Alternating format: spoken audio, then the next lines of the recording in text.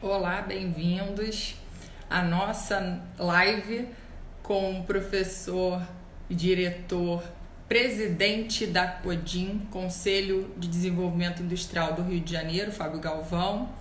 E eu vou colocar aqui o tema da nossa live para ficar fixado para quem for entrando depois conseguir visualizar, ok? O qual é o nosso tema de hoje. Então eu vou colocar aqui para vocês, tá?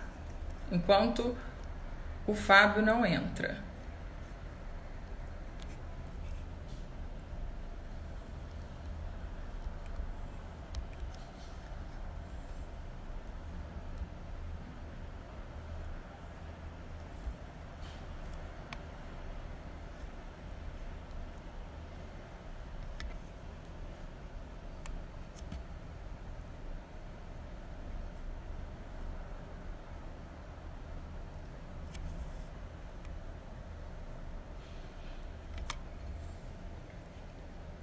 Deixa eu ver se o Fábio já entrou.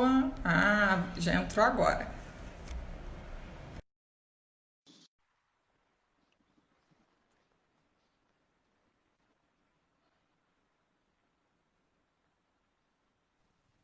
Olá, Olá, Fábio, tudo bem? Boa noite. Tudo boa bem com noite. você? Tudo bem, tudo ótimo. Então, já coloquei aqui para quem está acompanhando a gente que o nosso tema hoje é gestão pública e compliance trabalhista, que eu quero fazer esse link da sua experiência, toda essa experiência que você tem já tanto agora na Codim quanto em experiências que você já veio trazendo para a Codim, o que a gente pode fazer de link com o nosso compliance e o compliance trabalhista, né? Então, eu queria te agradecer, em nome da ESA, pela sua participação, por você ter aceito esse convite de conversar aqui hoje à noite com a gente, trazendo justamente várias informações importantes para a gente entender na prática como é que funciona a implementação de um programa de compliance. E também eu queria que você falasse sobre essa certificação que vocês conseguiram, que foi até esse motivo pelo qual eu te procurei, que nós tivemos aquela reunião, e eu queria saber, né, que eu sou curiosa, sou uma pessoa extremamente curiosa, eu gosto de entender as coisas, eu já dava aula sobre compliance trabalhista, e eu queria entender, assim, na prática, como que isso funcionava e essa questão da ISO, que vocês conseguiram ter essa certificação, essa empresa pública, que é a Codim, foi a primeira no Brasil a conseguir esse tipo de certificação. Então, eu achei, assim, super interessante. Eu te procurei para a gente conversar sobre isso, nós tivemos essa reunião, você me explicou e foi uma aula tão maravilhosa que eu queria compartilhar com todo mundo que está aqui a respeito de como implementar e como funciona essa questão da certificação, como que vocês conseguiram. Então, eu queria passar para você se apresentar. Eu já trouxe aqui no início, falando sobre um pouquinho, bem rapidamente sobre você, mas eu queria que você colocasse aqui para a gente quem você é, qual a sua experiência. Pode se apresentar, Fábio. Muito obrigada novamente por estar aqui com a gente. Não, obrigado. E eu quero agradecer primeiramente o convite, né, da ESA, né, e notadamente também através de você, né, porque conforme você mencionou, a gente teve aquela reunião, né, nascida da tua curiosidade sobre o trabalho que a gente fez na Codim, né, que é a Companhia de Desenvolvimento Industrial do Estado do Rio de Janeiro. E surgiu então essa tua ideia, que eu acho bem bacana, da gente poder compartilhar aqui na live, né, na ESA, um pouco dessa experiência prática e fazer também a adaptação, né, para o compliance trabalhista, que é a área que você atua, né? Então, eu queria falar assim, primeiramente, né, o que é a Codim, né, que é essa companhia que cuida do desenvolvimento do Estado, né, o desenvolvimento industrial. Eu vim trabalhar no início do governo atual, né, em janeiro de 2019, mas eu tenho uma experiência prévia que foi uma experiência no mercado financeiro, né? Na verdade, eu era funcionário da União até 2011 de uma autarquia chamada CVM, que é a Comissão de Valores Mobiliários, e é o órgão que fiscaliza, né, o mercado de capitais, toda a parte de negociação com valores mobiliários e cuida então de um pedaço, vamos dizer assim, do mercado financeiro, né? Que é o mercado de capitais. Então, Essa autarquia, ela fiscaliza essas operações com valores mobiliários, né? Que são ações, debêntures, né? São cotas de fundos de investimento. E há uma série de regras do próprio sistema financeiro que exigem o compliance, vamos dizer assim, bancário, né? O compliance das instituições financeiras. Então, a CVM já tinha uma instrução, a instrução 301 de 99, que lá atrás já cuidava dessa questão de compliance, né? De controles internos, né? E a gente veio, então, desse mercado e com algumas participações importantes lá na autarquia, né? Até antes de eu sair para a advocacia privada, porque a gente cuidou também da área de processos sancionadores. A gente, inclusive, ajudou a criar essa superintendência de processos sancionadores. E, então, a gente tem um background, vamos dizer assim, dessa parte exatamente de enforcement, né? De fiscalização, de normas que tem a ver com a punição. E aí, vindo para o Estado, né? A Codim é uma companhia controlada pelo governo, né? O acionista majoritário da Codim é o Estado do Rio de Janeiro, e nós somos vinculados a uma secretaria que é a Secretaria de Desenvolvimento Econômico. Então, tem essa vinculação temática, embora o nosso controle acionário seja direto do governo do Estado.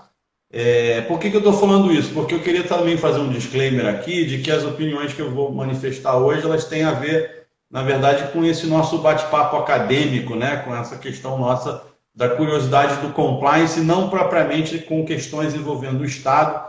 Então, eu não falo em nome do governo do Estado, não falo em nome aqui da secretaria e nem falo em nome da Codim. Eu estou falando aqui, falarei opiniões pessoais minhas, né? Mas, enfim, entrando no tema propriamente dito do compliance, né, o que é importante a gente saber? Existe uma lei, que é a Lei 12.846, que é uma lei federal, que ela instituiu, vamos dizer assim, um benefício para quem adotar, né, e implementar programas de integridade, né, isso que a gente chama de programa de compliance. E esse benefício é exatamente a atenuação de sanções que possam ser aplicadas sobre uma pessoa jurídica. Então, a partir dessa disposição que tem no artigo 7º da lei, chamada Lei Anticorrupção, quando foi regulamentado esse tema, né, pelo Decreto Federal 8.420, o decreto explicou, vamos dizer assim, como é que seria a implementação de um programa de integridade. Aí fala que você tem que ter códigos de ética e de conduta, fala também que você precisa ter uma entidade, né, uma instância interna responsável pela aplicação desse programa de integridade, que tem que ter também o comprometimento da alta administração da pessoa jurídica, né, da empresa. Então, uma série de critérios que na iniciativa privada já eram adotados, né, nessa gestão de empresa, né, privada, na gestão e administração privada. E o que a gente fez foi, na verdade, usar um pouco dos princípios da Lei 13.303, que é a chamada Lei das Estatais, né, trazer isso para o ambiente público, né, e eu vou explicar por que a gente fez isso, qual foi a ideia e a vantagem que a gente conseguiu de trazer a noção de gestão ética, né, que tem na iniciativa privada para uma gestão ética pública, né? E a gente, então, usou esses mesmos instrumentos, mas fazendo adaptação, então, para essas regras, né, que a gente tem na 13.303. E aqui, no caso do Estado do Rio de Janeiro, existe um decreto, que é o decreto 46.188, que também trata da regulamentação da lei das estatais no âmbito do Estado do Rio de Janeiro. Então, tudo isso foi levado em consideração para que a gente, então, passasse a trabalhar com a seguinte ideia. Ora, se a gente, como companhia do Estado, a gente lida com empresas privadas que pedem incentivos fiscais, né? E aí eu tenho que explicar o que a Codim faz. A Codim é uma empresa que ela atua no desenvolvimento através de fomento que dá para as empresas que querem se instalar no Estado do Rio de Janeiro. Então, empresas que querem trabalhar no setor industrial do Estado, elas têm uma série de possibilidades de incentivos fiscais, né? Programas, por exemplo, da Lei 6979, né? Do programa Rio Log e outros programas que tem, que eles são baseados na utilização desses mecanismos de fomento tributário. Então, a Codim recebe esses pleitos de incentivo fiscal, notadamente, né, para reduzir a alíquota de ICMS, né, porque se você trabalhasse com regime tributário normal, você entra numa guerra fiscal com os outros estados que oferecem mais benefícios e aí a gente perde empresas que vão para os outros estados da federação. Quando a gente começa a entrar com esses mecanismos de incentivo fiscal, então a gente consegue reter empresas aqui e atrair novas empresas para o estado. Então, esse mecanismo, né, que é um mecanismo bastante bacana, ele tem uma série de, vamos dizer assim, circunstâncias que a gente tem que ter cuidado com relação a essa questão da integridade, da ética, da transparência, né? E por que eu digo isso? Porque a gente sabe que num passado recente, o Tribunal de Contas do Estado, ele fez uma auditoria e mencionou que, né, num período de 2008 até 2013, o Estado deixou de arrecadar alguns bilhões de reais de ICMS em função de incentivos fiscais que, segundo o TCE, né, não é minha opinião, teriam sido assim mal utilizados, né, mal, vamos dizer assim, versados, né? Então, para que isso não aconteça, né, para que a gente não tenha essa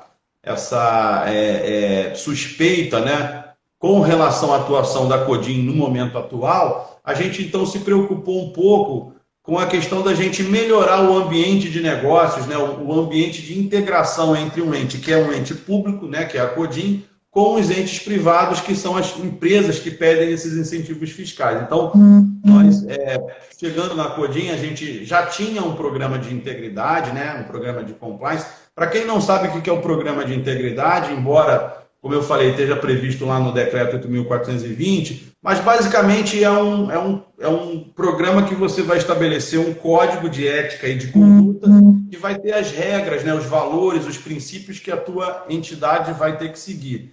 E ali dentro desse código você prevê qual é o padrão de conduta esperada do teu colaborador, da diretoria, né, do conselho de administração. Então é como se fosse um guia ético e um guia de conduta da empresa. Se algum colaborador se desvia desse padrão de conduta, então você tem que aplicar sanções, né? Você tem que aplicar medidas de mitigação, né, desses riscos da empresa. E para que isso aconteça, é como acontece também no sistema judicial, né? A gente tem que abrir um processo disciplinar interno, garantir ampla defesa, o contraditório, o devido processo, né? Aquilo tudo que a gente como advogado conhece bem, mas que na esfera disciplinar, né, a gente ainda não tinha exemplos em empresas estatais fazendo isso, né? Se falou sempre muito assim de abrir sindicância administrativa, mas não é a mesma coisa.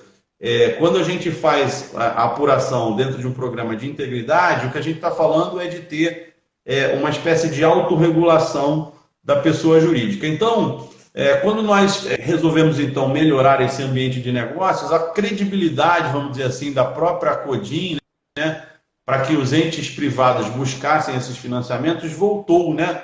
Porque em determinada época, né, isso foi um depoimento das próprias empresas, elas se afastaram do Estado quando o TCE, principalmente, começou a bater mais nessa questão do incentivo fiscal, né? Houve até uma suspensão, através de medida judicial, da possibilidade de se conceder esses incentivos.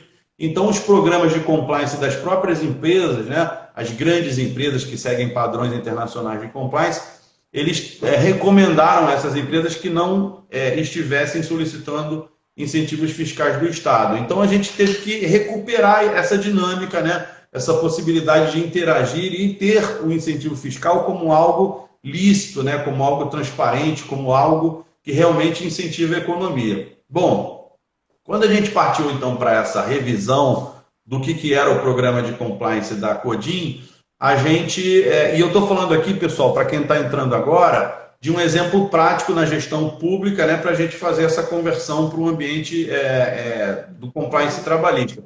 A gente se preocupou principalmente com o que o decreto 8.420 fala, que é um parâmetro para a eficácia do programa de integridade, né, que é você ter uma análise dos riscos atuais que compreendem a atividade da empresa. Então, no caso da Codim, o que a Codim faz? Ela recebe pleitos de incentivo fiscal e depois que os incentivos são concedidos, eles têm que fazer um acompanhamento das contrapartidas. É como se fosse uma fiscalização se a empresa que recebeu o incentivo fiscal está, de fato, gerando as contrapartidas que o Estado exige, né? Quais são essas contrapartidas?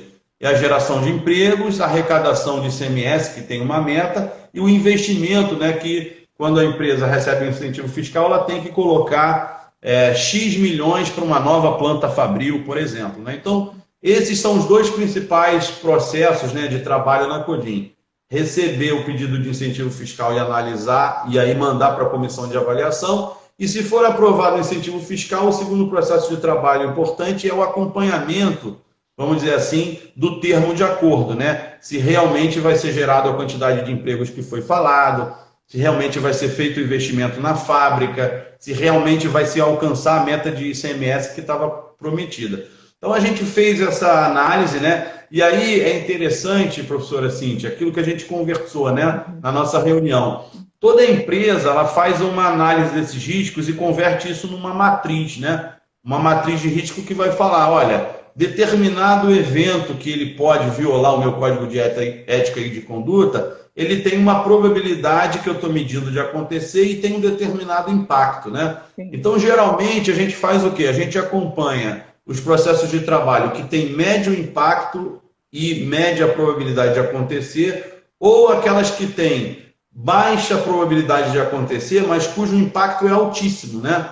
Que geralmente são aquelas situações imprevistas, mas que podem quebrar, né? Fazer uma empresa ir à bancarrota. Então, com essa matriz da Codim, né, que a gente avaliou, né, vimos que eram esses dois processos de trabalho que tínhamos que enfocar, e aí a gente começou a produzir, além do Código de Ética e de Conduta, da Carta de Governança, né, que são documentos que todo programa de integridade tem. A gente começou a fazer normativas para disciplinar como é que seria a mitigação de riscos dentro desses processos de trabalho que eu falei que são os dois principais da Codim. Então, quando foi em junho de 2019, nós editamos uma portaria, que é a portaria número 5 de 2019, que fala o seguinte, olha, a empresa agora, para conseguir um incentivo fiscal na Codim, ela vai ter que se comprometer, quando ela apresenta o pedido de incentivo, a ela implantar um programa de integridade dentro de um determinado prazo. Então,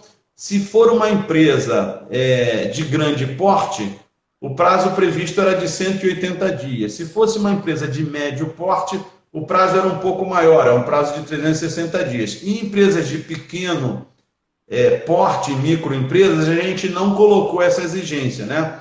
É claro que agora, em função dessa questão do coronavírus, já tem empresas solicitando que a gente prorrogue os prazos, e tudo isso a gente vai trabalhar dentro de uma razoabilidade. Mas a verdade é que a gente, ao fazer essa exigência do compliance, a gente meio que colocou uma condição de selecionar quem seriam bons parceiros para o Estado do Rio de Janeiro poder trabalhar com incentivos fiscais. Por quê? Porque aqueles que são os maus parceiros, né, aqueles que não querem se comprometer como empresas éticas, eles não interessam, vamos dizer assim, ao Estado, né, dentro de uma perspectiva de uma gestão pública que tem a questão da ética, né, da probidade no centro das suas preocupações, né? Então, diante disso, a gente começou a ver que houve uma resposta muito interessante, porque mais empresas começaram a procurar a Codim, né? A gente teve no primeiro trimestre desse ano de 2020, antes da pandemia, nós fomos o principal estado da federação que atraiu investimentos, né?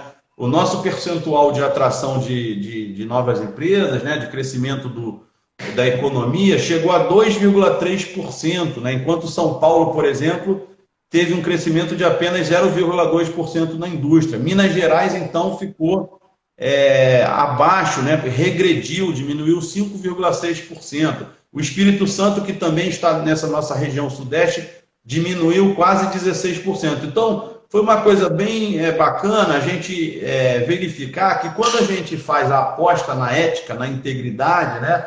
E nisso que a gente chama de programa de compliance, mas a gente olha muito o instrumento, a gente não olha, às vezes não olha isso como política, como finalidade, né? Que foi o que nós quisemos conduzir no âmbito da Codim. A gente viu que a resposta foi formidável, e isso aponta o quê? Hoje, existem empresas, as grandes empresas, principalmente aquelas que são companhias abertas, listadas em bolsa, que elas já têm exigência de compliance, tá? Compliance internacional, contabilidade internacional. Essas empresas, se o poder público não tiver apto a conversar de igual para igual, elas não vão ter sinergia nessa questão do incentivo fiscal com o Estado, né? E por que a gente fala isso? De novo, porque lá atrás o TCE quase que condenou essa questão do incentivo fiscal entre 2008 e 2013. Então a gente precisava recuperar esse ambiente, né, de sinergia entre o público e o privado, e nada melhor do que a gente apostar em transparência, em ética, né, em, na verdade, critérios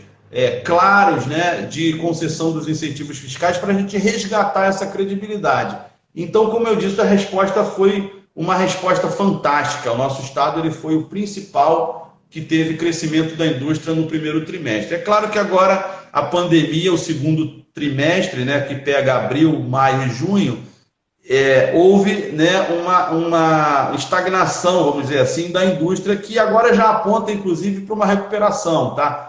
Mas naquilo que a gente vinha fazendo, né, como política de integridade, de investimento em programas de compliance, a gente percebeu que, de fato, aumentou a atratividade do estado do Rio de Janeiro, tá? Num segundo momento, professora Cíntia, o que aconteceu? A gente queria fazer mostrar... só um adendo, queria fazer um Claro. adendo aqui e te parabenizar pelo seu trabalho, porque, na verdade, isso tudo está sendo possível pela sua experiência. Como você já tinha essa experiência lá na CVM, você falou Comissão de Valores Imobiliários, e lidava já com compliance, porque as pessoas confundem um pouco achando que o compliance só chegou depois da Lei 12.846 de 2013. Isso não, na verdade, não foi isso. Ela já existia, o compliance já existia até em vários outros países, e as empresas que faziam transação até com outros países, inclusive Estados Unidos, que tem uma legislação específica sobre isso, porque eles já passaram por algumas situações lá em relação a essa questão da integridade, da demonstração, da ética, e aí as empresas que eram brasileiras, principalmente as que lidavam com as instituições financeiras, que lidavam com o mercado externo, elas já tinham esse comprometimento, já seguiam a questão do compliance, mas isso só ficou evidenciado para a gente com a questão dessa lei anticorrupção, que é a lei 12.846, que depois, anos depois que ela veio, o decreto 8420, que ele veio falando sobre isso. Mas você já tinha essa experiência, já veio trazendo essa experiência da importância do compliance. E o compliance foi tomando uma proporção bem grande, porque as empresas começaram a perceber que não só seria uma questão de governança corporativa, como então já mostrar transparência, mostrar que elas estavam aptas a transacionar com outras empresas, que elas dariam essa garantia de ética, de um trabalho correto. E a nossa lei de anticorrupção, ela só veio a fomentar, porque ela veio aplicando uma responsabilidade objetiva para as empresas que cometesse algum tipo de ato de corrupção com a administração pública, sendo ela nacional ou estrangeira, elas iam sofrer sanções severas, assim, multas muito altas, podendo até serem dissolvidas, não existirem mais. E o programa de integridade, porque ali não tinha o nome de compliance ainda, né? Esse nome a gente veio adotando, mas lá na Lei 12.846, ela não vinha, ela vinha falando programa de integridade. E até então não se falava como seria esse programa. O decreto veio estabelecendo algumas diretrizes de como ele funcionaria, quais as ferramentas que poderiam ser usadas. E as empresas, não só aquelas que tinham fariam algum tipo de transação, né, comercial com a administração pública, mas outras empresas também começaram a perceber a importância do compliance. E a própria administração pública, direta e indireta, está vendo a necessidade de implementar, como a Codin fez. E a Codin fez justamente por essa sua experiência, vocês implementaram na própria Codin, que é essa empresa pública, o programa de compliance. E passou também a exigir das empresas, das indústrias que quisessem esses incentivos fiscais, que foi uma jogada de mestre, que você está de parabéns, por isso que eu falo. Era uma situação de necessidade, como tornar isso algo atrativo, voltar a ser atrativo para essas indústrias, como você acabou de contar aqui para a gente, tornar isso atrativo para essas indústrias e, ao mesmo tempo, mostrar o seguinte: olha, nós estamos preocupados com a transparência, com a ética, não queremos mais atos de corrupção, até porque isso é um ciclo vicioso, né? Na verdade, se você acaba fazendo alguma coisa dessa, vai respingar na administração pública e acaba que atinge toda a sociedade. Então, essa preocupação da Codim e principalmente você que teve, né, essa sacada de fazer esse link entre as empresas que estavam ali pedindo esses incentivos, tendo como uma obrigatoriedade, né, no caso das grandes e médias empresas, a questão do programa de compliance, é fantástico, porque todo mundo só tem a ganhar, né? Então, desculpa que eu só quis fazer esse corte só para retomar. Não, foi ótimo. Retomar, fazer Inclusive, eu lembrei aqui de uma parte da nossa conversa anterior, na nossa reunião, que foi justamente a gente entender que compliance é uma coisa só, né? Algumas pessoas, né, tentam colocar segmentações dentro do compliance. Na verdade, o compliance ele é um programa que é adotado pela pessoa jurídica, né? E aí dentro da pessoa jurídica, né, dentro da empresa, você vai ver onde está o teu risco maior. Então, se eu tenho riscos relacionados a questões trabalhistas, né, eu faço um enfoque, eu faço uma norma, um procedimento operacional para cuidar dos riscos que eu tenho relacionado a contratos de trabalho. Aí eu falei assim para você, mas é sempre bom fazer trabalhista. Faça trabalhista também, faça o compliance, coloque também as questões trabalhistas, porque ali você pode fazer um regulamento de empresa, ali você dita as normas para os seus empregados. É bom, então assim... Desculpa, só que me intrometeram, me foi aquele ponto que eu destaquei sobre o compliance trabalhista. E é bacana nessa questão né, de você levar o compliance para essas relações de trabalho, porque você sabe que quando a gente tem o regulamento interno do compliance, a parte de sanções, onde a gente se baseia justamente na CLT, né? Porque são advertências, né? A suspensão do contrato de trabalho. Então, você não inventa a roda, você usa o que já tem na legislação de possibilidade para você, vamos dizer assim, punir o empregado que descumpre o programa de compliance, né? Mas eu queria só para fazer um passozinho atrás para a gente entender melhor, né? Essa questão do compliance ser um tema único, porque quando a gente fala que a 12846, a Lei Anticorrupção, ela veio para esclarecer como que era, vamos dizer assim, a implementação do programa de compliance. Por outro lado, a gente não pode deixar de lembrar que esses controles internos todos que foram, vamos dizer assim, formalizados com a lei anticorrupção, eles já existiam lá atrás. Então, a nossa lei de lavagem de dinheiro, que é a lei 9613, né, lá de 98, já tratava de controles internos no âmbito das instituições financeiras. E por isso até que eu mencionei a instrução da CVM, que é a instrução 301 de 99, né, um ano depois da lei de lavagem de dinheiro, que trabalhava essas questões todas já lá atrás, né, há mais de 20 anos atrás, trabalhando justamente, né, a necessidade de eu ter uma mitigação de riscos, né? Porque para que servem esses controles internos? É para você mitigar os riscos que tem, no caso da lei de lavagem, no sistema financeiro, né? Para que serve a lei anticorrupção? Para você mitigar os riscos que há de atos contra o erário, né? De atos que possam atentar contra os princípios da administração pública. Então, veja que sempre é uma adaptação de você ter controles internos, né? Um programa de controles internos para mitigação de riscos. Então, a gente fez isso lá atrás no sistema financeiro, fez isso com a 12846 e com o decreto 8.420 no âmbito da União, né? Porque a grande entidade que fazia a aplicação dessas sanções que foram atenuadas no artigo 7º da Lei Anticorrupção era a CGU, né? Hoje Ministério da Transparência. E aí, mais para frente, a gente teve tentativas dos estados de regulamentarem nas suas próprias jurisdições, né? Iniciativas de governança, iniciativas de compliance, né? A gente tem o decreto 9.203, que fala um pouco de governança no âmbito federal, mas a gente sabe que cada estado depois foi regulamentando dentro do seu território, né? Aqui no estado do Rio de Janeiro, a nossa regulamentação de compliance tem muito a ver com aquela lei 7753, que trata mais de licitações públicas, né? Então, acima de determinado valor, então ele estabelece, né, se for para obras, ele estabelece lá a exigência também de você ter o programa de integridade, mas a gente não tinha ainda para incentivos fiscais. E aí que eu acho que foi a grande, vamos dizer assim, inovação nossa com a portaria número 5 da CODIN, de exigir isso para a gente ter mitigação de riscos na relação com quem pede incentivo fiscal e depois não cumpre, né, a meta de arrecadação de ICMS, quem não gera os empregos, né, quem não faz os investimentos que estavam compromissados para você, por exemplo, implantar um polo industrial. Então, tudo isso a gente começou a trabalhar com regras claras. E aí que eu falo, não adiantava a gente, como ente estatal, exigir isso das empresas privadas, mas a gente também não dar o próprio exemplo, né? E aí que depois, então, da nossa conversa sobre a implantação do programa de integridade, a gente falou muito dessa questão da certificação, né?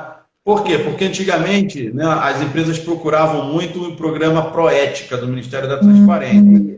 E aí o mercado migrou um pouco para essa questão da ISO, né? Existe uma ISO, a ISO 37001, que ela certifica empresas que têm sistemas de gestão anti-suborno.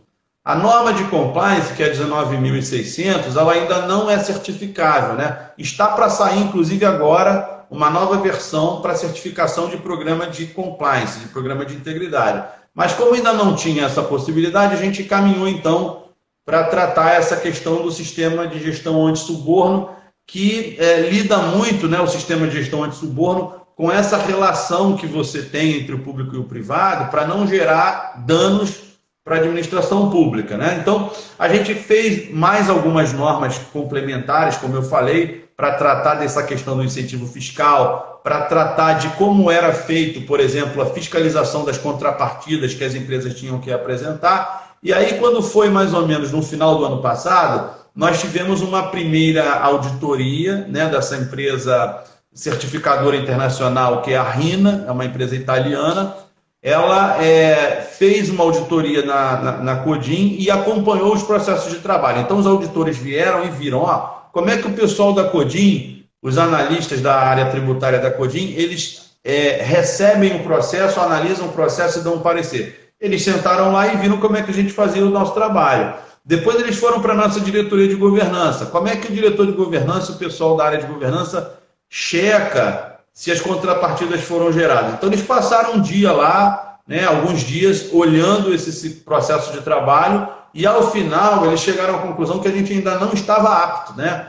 Então tivemos que ainda corrigir algumas outras questões, né, que eles apontaram, principalmente no nosso regimento interno, no nosso estatuto, né, para deixar claro a questão da segregação de atividades, né, porque quem recebe um pedido de incentivo e dá parecer não pode ser a mesma pessoa que depois vai fiscalizar se o incentivo está correto, né? Então a gente tem que ter aquilo que chama de Chinese Wall, né? Então a gente foi trabalhando até que no mês de janeiro de 2020, esse ano atual, a gente conseguiu finalmente ser aprovado na segunda auditoria, né?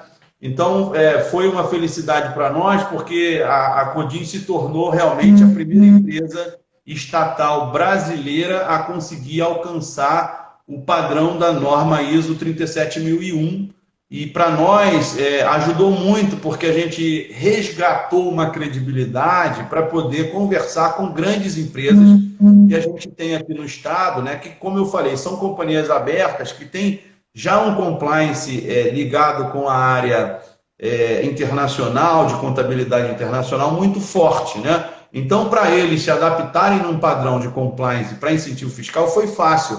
Por isso aqui, na portaria número 5, o prazo para empresas de grande porte se adaptarem é menor, é de 180 dias. Por quê? Porque ele já tem esse arcabouço todo dentro do sistema de governança da grande empresa, principalmente as que são companhias abertas listadas em bolsa, né? E são algumas que aqui no estado pedem incentivos fiscais, né? Por outro lado, aquelas empresas que eram de médio porte, que ainda não tinham feito esse investimento, né? Porque eu chamo isso não é despesa, isso é um investimento em integridade, em transparência, né? Em ética, né? As empresas que ainda não tinham assumido esse compromisso com a ética, então tiveram um prazo maior, esse prazo de 360 dias, que a gente agora já passou a fiscalizar no nosso trabalho ordinário, né? E aí eu queria deixar aqui, só para a gente encerrar essa parte, né, da certificação, como que é importante também você ter o selo internacional, né? O selo da RINA é um selo internacional, e tem poucas certificadoras no mundo que fazem a certificação da ISO anti-suborno. Então, quando a gente buscou isso, de fato, nós buscamos um padrão de excelência que era um padrão compatível com as outras empresas privadas, e eram poucas, à época eram apenas 13 empresas que tinham conseguido a certificação dos seus sistemas de gestão anti-suborno. E aí, com isso, eu quero te falar o seguinte: é claro que a gente sabe que ainda falta regulamentação de programa de integridade para a questão da Lei 7753 no âmbito do Estado, que é a parte de licitações. A CGE vem fazendo um brilhante trabalho, né, um trabalho extraordinário, mas a gente queria cuidar do nosso lado, né, de adiantar o nosso lado, e por isso é que a gente fez, né, a edição da portaria número 5, para regulamentar isso dentro do da nossa esfera de competência, porque o nosso estatuto permitia esse movimento, né, essa decisão, e ao mesmo tempo buscar uma acreditação dessas medidas que a gente adotou, né, que é a ISO 37001. Bom, como é que eu acho que isso pode ser transportado para o compliance trabalhista? E eu acho que agora a gente entra mesmo, né, no foco da nossa conversa, né, que é falar o seguinte: bom, eu consigo adaptar normas para controles internos cuidando de regras de lavagem de dinheiro. Eu consigo adaptar normas de controles internos cuidando de incentivos fiscais. Agora, será que eu consigo criar regras de controles da empresa para as relações de emprego, né, para as relações que têm a ver com direito trabalhista? E a minha resposta, e eu quero ouvir a sua, né, porque você é especialista, né, professora, nessa questão do direito trabalhista, né, não é a minha área em que eu milito, né, eu trabalho mais no direito societário, né, mais no direito ligado ao mercado financeiro. Bom, eu vejo que há uma série de possibilidades de instrumentalizar controles, né, que criem padrões de conduta para os empregados de uma empresa saberem aquilo que é esperado deles pela direção da empresa, né? Então, por exemplo, se a gente tem uma empresa que participa muito de licitações públicas, né? E não são poucas as empresas que são empresas privadas, mas que prestam serviços para a administração pública, qual seria o padrão ético, né, o padrão de conduta que uma norma poderia estabelecer para que aqueles empregados, né, da empresa que presta serviços à administração pública não oferecessem propinas, né, não entrassem em reuniões que possam ficar dúbias, né, principalmente quem precisa de autorizações do poder público para poder trabalhar, ou que trabalha com obras, ou que trabalha com fornecimento de mão de obra, né, para que sejam utilizados por empresas públicas em substituição a fazer o concurso público. Qual é a possibilidade que a gente tem de regulamentar isso? Então, por exemplo, na questão de brindes, né, de oferta de benefícios indiretos, existem muitas normas, isso já é bem conhecido, né? Eu não vou ficar aqui gastando tempo, né, nosso com essa questão, porque todo mundo sabe que existem essas regras. Agora, como é que a gente pode aprofundar, né? Então, se eu tenho uma empresa que é uma empresa que, pela sua característica, trabalha, por exemplo, no setor de óleo e gás, que é um setor importante aqui no Estado, quais seriam as regras que eu teria dentro do meu compliance trabalhista, ou seja, regulando o que o meu empregado pode fazer para não gerar o risco de que a minha empresa que está ali prestando um serviço que é um serviço autorizado, vamos dizer assim, pelo Estado, de exploração, por exemplo, de um campo de petróleo ou de uma manutenção, né, dentro de um estaleiro naval, o que a gente pode estabelecer de regras para que esses empregados não venham atrair para a empresa aquilo mesmo que você mencionou, que hoje é tratado como responsabilidade objetiva, né? Então, determinadas condutas que, se a empresa violar, ela é punida diretamente, e aí não vai se perquirir, não vai se perguntar se tinha o elemento subjetivo, né? Se tinha a intenção de praticar aquela ação que foi considerada ilícita, por exemplo, pelo nosso TCE, né? Ou pela Corregedoria do Estado. Como é que a gente dialoga com essas possibilidades da gente estabelecer os padrões de conduta? Então, eu vejo sim, né, e é isso que eu queria aqui abonar hoje, né, daquela nossa conversa, uma série de questões não só do incentivo fiscal e não só da lei anticorrupção, que são práticas que na relação de emprego a gente tem que regular. E vão desde questões, né, envolvendo consequências ambientais, né, consequências da própria interação com o poder público, consequências às vezes que podem gerar um dano de imagem para a empresa.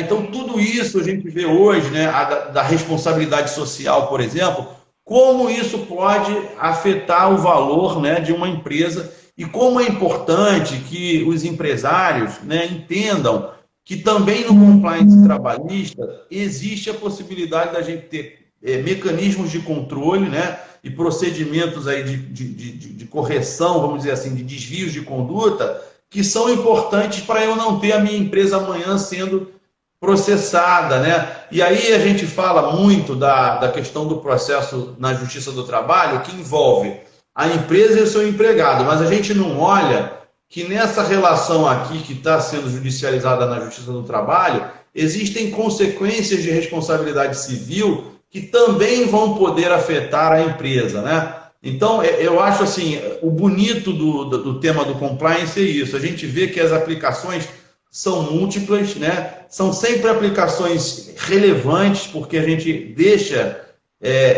prevenido a possibilidade da empresa sofrer uma sanção maior, seja na esfera trabalhista, na esfera civil, enfim, na esfera criminal, e que o empresário, né, numa visão moderna, ele tem que ver como um investimento.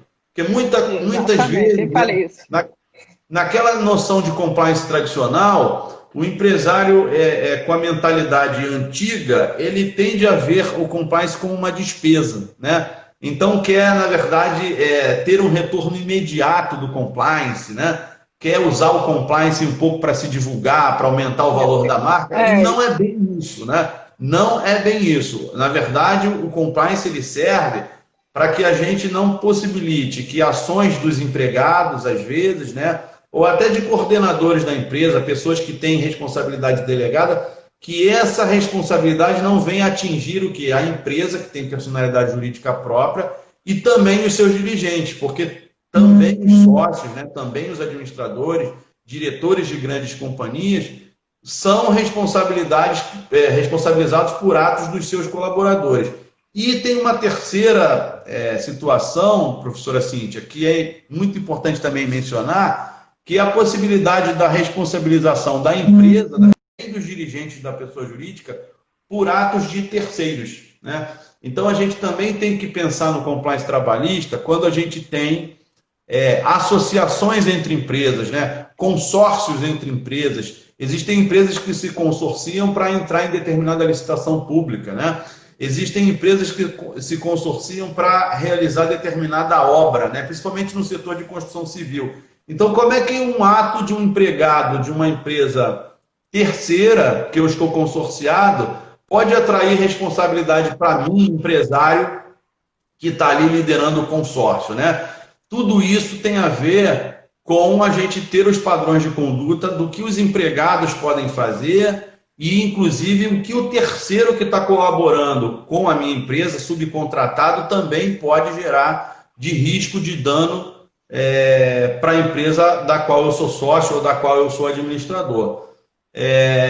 Eu queria um pouco ouvir também você, né, me permita falar assim, para que a gente teste um pouco se na tua impressão de especialista, vamos dizer assim, do direito do trabalho, isso faz sentido, né? Da gente dialogar com essas responsabilidades do direito trabalhista, mas que podem afetar a responsabilidade civil, criminal e administrativa da pessoa jurídica e dos seus sócios. Eu vou te dar dois exemplos que eu lembrei aqui, que são até emblemáticos. Para quem mora no Rio de Janeiro, vai lembrar dessa situação. Você lembra da história do cachorrinho, né, que foi morto pelo Carrefour? Sim. Se tivesse um código de conduta, um regulamento interno, até que a gente fala, né? O compliance não é uma receita de bolo, mas ele tem aqueles padrões. Então, é feito um mapeamento de risco, é feito uma análise lá do clima organizacional, para determinada empresa, naquela determinada localidade, esses fatores, né, eles vão se diferenciar. Então, no caso que eu estou dando aqui de exemplo do Carrefour, se existisse assim um mapeamento de riscos com relação às condutas a serem adotadas pelos funcionários, como tratar os clientes, como tratar se de repente aquele lugar ali tem algum tipo de mendigos que dormam ali, ou então cachorros que fiquem por ali, qual é a conduta que deve ser adotada? É assim, até meio ridículo falar para uma pessoa como ela deve, qual a conduta que ela deve adotar com outro ser humano e também com animal. Mas isso pode constar no código de conduta e também existir ali uma previsão de sanção.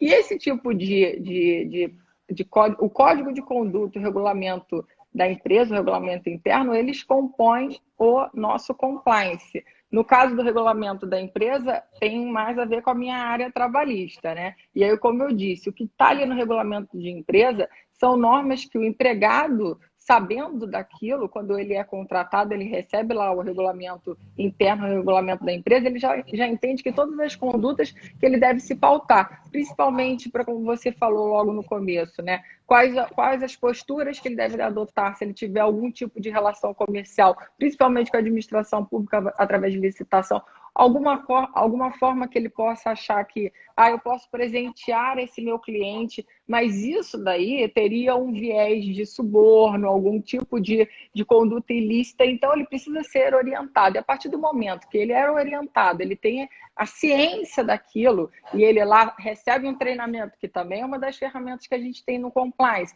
ou então que alguém perceba que está havendo uma conduta errônea e comunica através de um canal de denúncia, aquele empregado que já teve ciência através do código de conduta ou então de regulamento interno, ele pode ali sofrer as sanções. E com isso, a empresa ela pode observar dentro desse conjunto do trabalhista quais são os regramentos que ela entende por correto e, com isso, adotar as sanções necessárias para aquele empregado. Então, acaba que o compliance, além de estar fazendo aquele trabalho de prevenção de atos de suborno, de antissuborno, anticorrupção, e atenderia, se fosse o caso, a questão da Lei 12.846 para as empresas que prestam ali, né, que fazem contrato com a administração pública direta, já atingiria essa finalidade. Para quem também não faça esse tipo de contratação com a administração pública, mas ele está preocupado em fazer uma terceirização e a empresa prestadora de serviço, ela precisa preencher também alguns requisitos para que não tenha uma conduta errônea. Aí eu me lembro do segundo caso que eu ia te contar, que foi no Extra. Não sei se você se lembra, o rapaz que ele... Até hoje, né, não ficou bem esclarecido se ele realmente foi lá assaltar o supermercado Extra, e o segurança, que era um empregado terceirizado, contratado pelo supermercado Extra, ele acabou sufocando aquele empregado e ele veio a óbito. E aí, quando essa empresa, o Extra, né, porque aí já ficou uma situação que já foi divulgada em todas as mídias e criou-se uma imagem muito ruim em relação à empresa Extra, né, o supermercado Extra, porque quando ele vira e comenta que essa empresa terceirizada, que deveria ter responsabilidade sobre os atos dos seus empregados, ele meio que lava as mãos. E aí aquela questão que a gente tem no due diligence, até do compliance, é observar quem é essa empresa que está te prestando serviço. Será que ela é só que tem menor preço? Ou então eu quero saber se ele faz algum tipo de treinamento também para vigilante, pessoas que estão ali portando arma. Será que aquela empresa que foi empresa prestadora de serviço, ela seguia algum padrão de ética, ela tinha um código de conduta para os seus funcionários? É se preocupar com essa empresa que é a prestadora de serviço. E a empresa prestadora de serviço, nesse exemplo, disse que não seguia algumas regras que são até determinadas por lei, porque ela entendia que não eram cabíveis. Então, e essa própria empresa prestadora de serviço também tinha contratos, inclusive com a administração pública. Então, você vê que se você se preocupa em contratar empresas que têm essa preocupação com compliance se ela não quer dizer que, se a pessoa adote o programa de compliance, porque a gente não sabe como ele é elaborado, e era esse meu questionamento quando a gente teve aquela reunião. Como eu vou saber que esse compliance, esse programa realmente é eficaz? Porque existe algum manual, alguma norma que me dite todos os pormenores, todos os requisitos que devem ser preenchidos? A gente ainda não tem esse tipo de regulamentação. O que você falou, que como a Codim buscou uma certificação através da RINA, né, que deu essa certificação da ISO 37001, e ainda vocês fizeram uma primeira auditoria, e mesmo sendo uma empresa grande, preocupada, ainda faltavam alguns ajustes. Então, com isso eu quero dizer que o compliance é algo para ser levado a sério. Acho que falta realmente uma regulamentação nesse sentido, para que a gente busque dentro das ferramentas que a gente tem disponível no compliance, o que a gente precisa obedecer de requisito, e com isso tornar o compliance eficaz. Porque não adianta uma empresa dizer que tem um programa de compliance e lavar as mãos e falar pro mercado extra: olha, eu fiz o que eu achei que eu deveria fazer, o meu empregado estava aqui, se ele não fez curso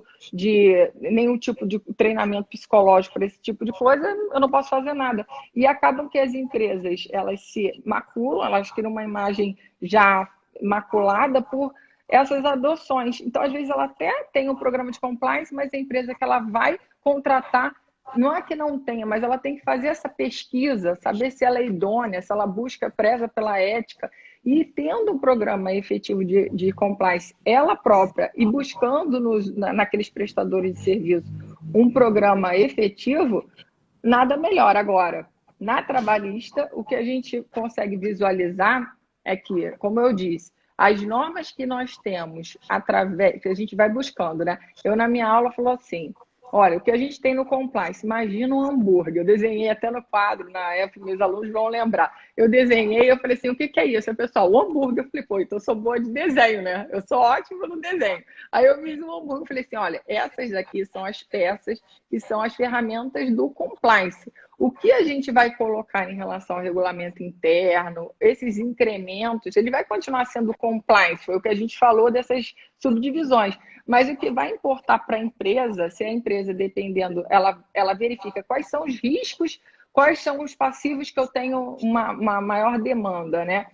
No caso meu da trabalhista, então eu vou buscar resolver isso. Se a minha empresa tem problema de assédio, eu vou buscar corrigir isso através de uma análise aí tem a participação de psicólogo, pessoal do RH, todo mundo participa junto para entender o que está acontecendo dentro dessa empresa de errado, para que isso dali seja corrigido, e conseguem até corrigir através de um código de conduta, de um regulamento interno, dizendo: olha, a conduta adotada aqui na empresa é assim, assado, cozido.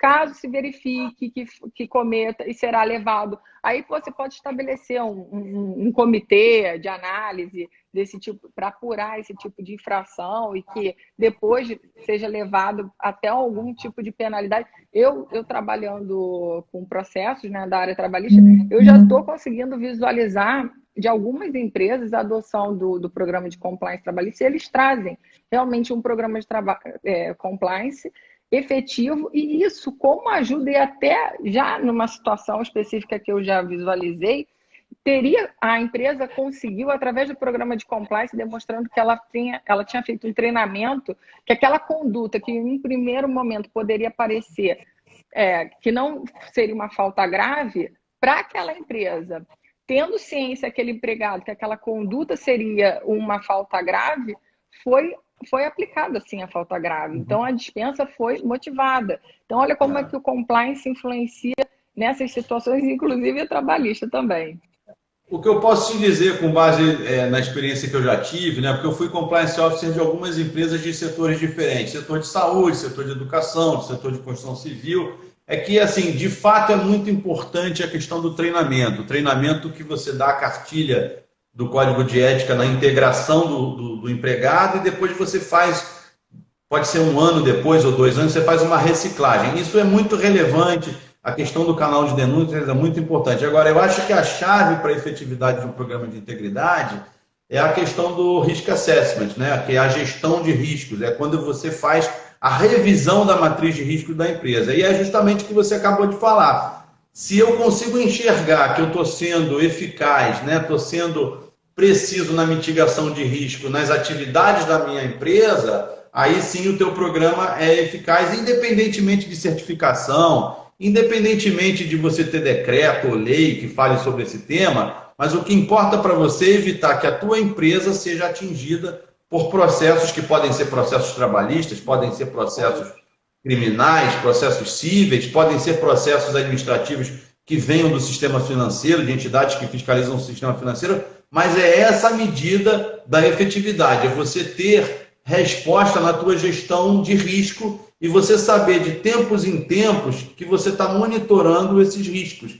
De tempos em tempos você está revisando as normas da tua empresa e foi isso que nós fizemos na Codim. Ora, a Codim já tinha o seu padrão lá de compliance, a Codim já tinha uma carta de governança. O que a gente fez foi revisar tudo isso para que não acontecessem mais, como aconteceu no passado, processos de improbidade administrativa de diretores por conta da concessão de incentivos fiscais, processos criminais envolvendo empresas que receberam incentivos fiscais. Então, a gente procurou essa medida de eficiência no nosso risk assessment, ou seja, na nossa gestão para mitigar os riscos específicos das atividades da Codim. Eu acho que na empresa, olhando para a parte trabalhista, isso tem muito a ver. Eu acho que isso tem muita aplicação, porque assim, é o foco mesmo na gestão de risco para você não ter processo trabalhista, e aí a importância, né, de você ter um especialista em direito do trabalho que acompanhe a empresa, né, que preste essa assessoria, mas também olhando para a possibilidade dessas condutas que o empregado às vezes viola, possa trazer dano para a empresa, possa trazer dano para os dirigentes da empresa e até nas relações com pessoas que a gente subcontrata. Não era nem empregado da minha empresa, pois não, mas ele era um terceirizado que estava trabalhando ao seu mando para executar um determinado trabalho, uma determinada tarefa e que gerou um dano para terceiro que agora você vai ter que indenizar. Eu acho que essa é a medida, né, a chave para você encontrar a efetividade de um programa de compliance, independentemente do setor da empresa, independentemente se a gente está enfocando o compliance financeiro, o compliance trabalhista, o compliance educacional, o compliance na área de saúde, porque a gente tem que trabalhar sim com os especialistas, né? E existem advogados especialistas em cada dessas áreas, né? Direito médico, direito que tem a ver com a questão financeira, né? O direito que tem a ver com, por exemplo, a área de aviação, tudo isso a gente tem, direito esportivo. Agora, a gente tem que fazer a transposição e a adaptação para o foco na mitigação dos riscos. É isso. Exatamente. E no final é sempre assim, né? Num determinado momento o risco é X, pode ser que daqui a 3 anos seja Y. E você vai fazendo essa revisão, como você falou, através do monitoramento, aí faz treinamento. E no final quem ganha é a empresa, de todas as formas. Sim. Então o compliance é muito válido. De todos, chegou para ficar, então vale muito. Eu estou preocupada só com a hora, eu já estou achando que vai cair, então eu queria deixar com você as últimas palavras, que você, se você quiser falar alguma coisa aqui para a gente, que a gente já vai encerrar a nossa live. Eu quero agradecer a Elza mais uma vez, agradecer o teu convite, né? A gente poder ter a oportunidade de falar de compliance aqui e dizer que quem quiser, né, precisar de mais informações, nas minhas redes sociais, eu tenho no Instagram, que é o Fábio E. Galvão, Fábio E. de Eduardo, porque meu nome é Fábio Eduardo Galvão. Então, Fábio E. Galvão, você me acha e a gente vai responder aí as perguntas que tiverem. Ótimo, Fábio. Muito obrigada novamente pela tua participação. Espero que tenha esclarecido bastante as dúvidas aqui para entender como é que é na prática, como é que funciona o compliance na prática, né?